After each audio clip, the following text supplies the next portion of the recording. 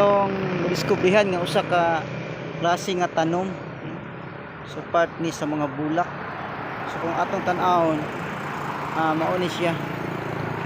Mao ni iya nga bulak. So sa diha nga inani nga pormada, cross pa ni siya. So kung tan-awon, sa muabli na siya, mao ni siya porma sa mga bulak. Tan-awan ninyo.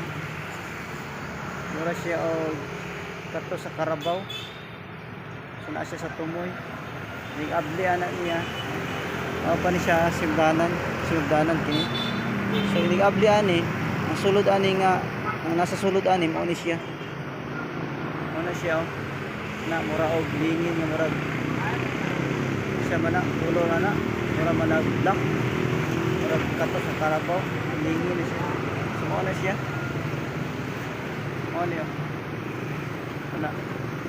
So naabli na siya. Mao na siya.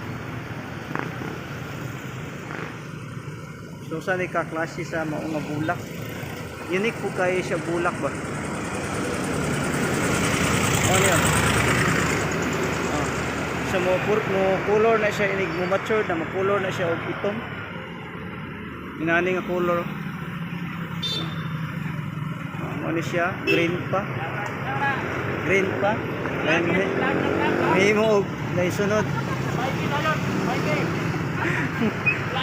Mo pula, mura siya mo orange.